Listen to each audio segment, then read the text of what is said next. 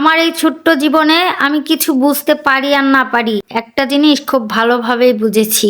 অতিরিক্ত ভালোবাসলে মানুষ অবহেলা করে। এটাই সত্যি, এটাই বাস্তব। আসসালামু আলাইকুম, সবাই কেমন আছেন? আলহামদুলিল্লাহ, আমি অনেক ভালো আছি। আজকের ব্লগটাও সকাল থেকেই শুরু করেছি। সকালবেলা ছেলে স্কুলে চলে গেল, আর আমি ছেলেকে বিদায় দিয়ে বাড়িতে চলে এসে তারপর ছাদে গিয়েছিলাম। ছাদে এসে দেখি আমার দুইটা ছানাপোনা নিয়ে ছাগলটা শুয়ে আছে, তো ওদের একটু হাত বুলিয়ে দেওয়াতে তারা উঠে পড়েছে।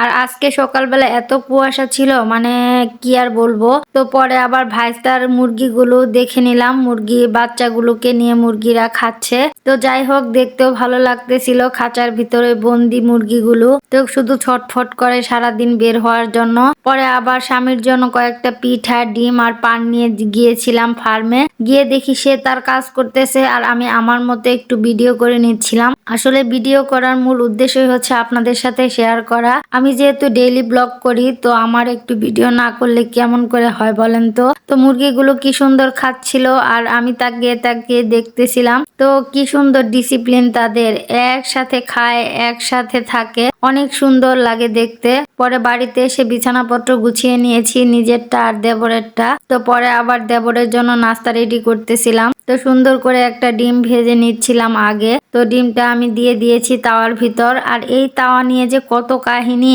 আমার নাকি শরম নাই আমি এত কালো তাওয়া কিভাবে ব্যবহার করি। আসলে যার যেরকম সামর্থ্য সে তো তাই করবে, তাই না? আমার সামর্থ্য যেটুকু আছে আমি তাই দেখাই। এখানে শো অফ করার জন্য আমি আসি নাই, আমি আমার লক্ষ্য আর উদ্দেশ্যের জন্য এসেছি।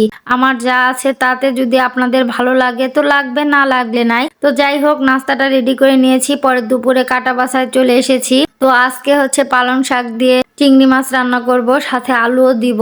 তো সুন্দর করে আগে পালং শাকগুলোই কেটে নিচ্ছিলাম। আসলে কি বলবো, মানুষ না মানুষকে অপমান অপদস্থ করতে কতই যে ভালোবাসে। তো যাই হোক, কথাটা বলার কারণ হচ্ছে ইউটিউবে একজন আমাকে কমেন্ট করেছে, আপনার কি শরম নাই, আপনার তাওয়ার কি অবস্থা। আসলে সে হয়তো বা অনেক কোটিপতি বা বড়লোক মানুষ, কিন্তু আমি মধ্যবিত্ত একটা মানুষ। আমি শো অফ করতে পছন্দ করি না, আমার যা আছে আমি তাই দেখাই। তো কথায় কথায় চিংড়ি মাছ আর পালং শাক আমার কাটা বাছা শেষ। তো চুলায় কড়াই বসিয়ে দিয়েছি তেল, পেঁয়াজ কুচি, একটু লবণ। তো সামান্য ভেজে এর ভিতরে আমি চিংড়ি মাছগুলো দিয়ে নিচ্ছি। এখন পেঁয়াজের সাথে চিংড়ি মাছটা সুন্দর করে ভেজে নিব। তো ভেজে তার ভিতরে আদা রসুন বাটা দিয়ে গুঁড়া মশলাগুলো দিয়ে নিচ্ছি, হলুদ মরিচ ধনিয়া জিরার গুঁড়া। তো সবকিছু দিয়ে একটু নাড়াচাড়া দিয়ে এখন সামান্য পানি দিব।